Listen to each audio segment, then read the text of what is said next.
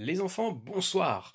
Aujourd'hui, je vais vous parler de l'extrême édition de Hokuto no Ken qui sort chez Crunchyroll demain 12 octobre du coup. Et l'idée c'est de savoir est-ce que cette extrême édition vaut le coup ou non, est-ce qu'elle porte bien son nom ou pas. On va voir ça tout de suite. C'est donc la 4e fois que Hokuto no Ken est publié en France. La première c'était avec J'ai lu, donc là c'est l'édition qui est tout à droite. J'ai lu en 1999, ensuite on avait eu la version de Azuka qui ensuite allait devenir Kazé en 2008, et puis une édition plus grosse, Ultimate, toujours chez Kazé du coup, et qui date de 2013, avant donc l'arrivée de cette extrême édition chez Crunchyroll en 2022. Et la plus intéressante à mon sens actuellement reste celle-ci, celle de Kazé, l'Ultimate Edition, donc, qui avait été faite en 2013 donc. Tout simplement parce que le dessin de Tetsuhara c'est juste magnifique et ça mérite d'avoir un grand format comme celui-ci en fait, au minimum. Donc c'est dommage pour le coup que Crunchyroll ne soit pas reparti sur une véritable extrême édition avec un grand format en fait. Ça c'est vraiment dommage. Ensuite, je voulais vous comparer la taille de cette extrême édition de Crunchyroll avec ce qui se fait un petit peu ailleurs, à savoir déjà l'édition en VO, l'édition japonaise. Là, je vous ai mis le tome 11 à côté et je reviendrai après pourquoi j'ai mis le tome 11. Donc, l'édition de Crunchyroll, pour le coup, reprend totalement le format de l'édition japonaise. Là, pour le coup, c'est totalement accurate avec ce qui a été fait.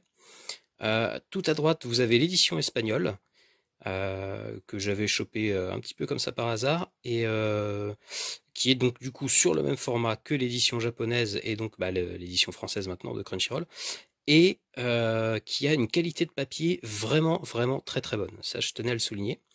Et donc tout à gauche, vous avez là l'édition anglaise en fait, chez Viz Media, qui pour moi est vraiment la meilleure.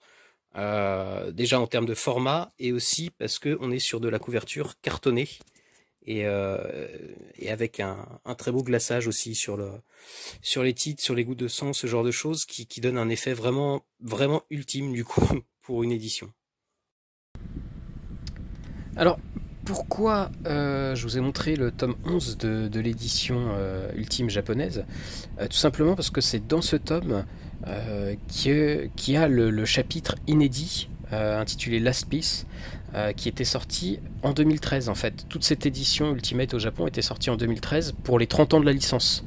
Et donc c'est cette édition que Crunchyroll vous propose actuellement en 2022, avec donc les planches retouchées aussi sur alors ça c'est surtout sur les derniers tomes où il y a certaines planches qui sont retouchées par Tetsuhara et ses équipes, et donc ce fameux épisode, ce fameux chapitre inédit, Last Piece. Alors toujours en comparaison, cette fois je vous ai mis à côté Soten no Ken, qui est donc la préquelle de Hokuto no Ken, toujours par Tetsuhara, et qui chez nous en France est réédité par Mangetsu. Et je trouve important en fait de vous le montrer tout simplement parce que en termes de format, on va être sur un format identique, vraiment. Donc dans une bibliothèque, avoir les deux à côté, c'est plutôt cool. En revanche, quand on voit le niveau de qualité qui en soi est assez donc similaire, que ce soit en termes de taille ou de papier à l'intérieur, Mangetsu, eux, nous proposent le manga pour 9,90 € et Crunchyroll pour 14,99 €. Donc on est quand même sur deux prix quand même avec 5 € d'écart, et voilà, c'est quand même vraiment dommage, et c'est même, j'ai envie de dire, dommage que un éditeur de la qualité de Mangetsu n'ait pas pu récupérer les droits de Hokuto no Ken pour faire l'ensemble de la saga Hokuto. Pour ce qui est de l'édition en elle-même, il n'y a pas grand-chose à en dire au final. La traduction est quasiment la même que celle de Kazé. Quelques petites retouches ça et là sur certains mots, mais globalement on est vraiment sur la même chose. La qualité du papier est classique, elle est bonne. Par contre, ce qui est vraiment dommage, c'est que pour une édition à 15 euros, bon, le format, je vais pas y revenir, j'ai déjà dit, mais surtout pour une édition à 15 euros, moi, ce que j'aurais aimé, c'est voir justement ces pages couleurs-là, par exemple, en papier glacé, et pas en papier classique.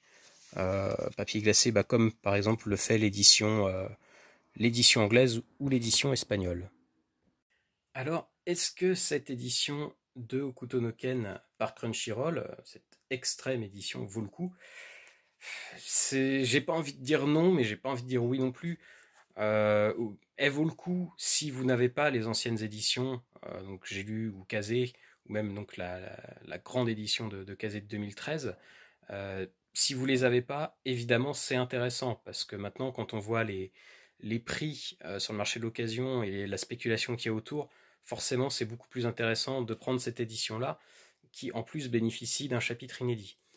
Après, si vous avez déjà les éditions qui sont sorties précédemment, euh, non, j'ai envie de dire, c'est difficile de dire que ça vaut le coup parce que Crunchyroll nous propose quand même un prix de 15 euros qui est quand même très élevé par rapport à la qualité qui est proposée, surtout quand on compare à ce qui peut se faire à côté et pas seulement en fait sur Hokuto no Ken, parce que moi tout à l'heure je vous ai présenté donc ce qui s'est fait en Espagne, au Japon, en Angleterre, etc. Mais quand on voit d'autres éditions, d'autres éditeurs qui pour le même prix ou pour des prix plus bas proposent des choses de meilleure qualité, c'est vraiment dommage. C'est vraiment dommage, surtout pour Hokuto no Ken, qui, moi, est vraiment ma licence de cœur. Hokuto no Ken, pour moi, c'est plus qu'un manga. Au-delà du fait que ça soit un manga historique, un pilier de l'âge d'or du manga et de l'histoire du manga, moi, ça a été un vrai déclic quand j'ai découvert Hokuto no Ken.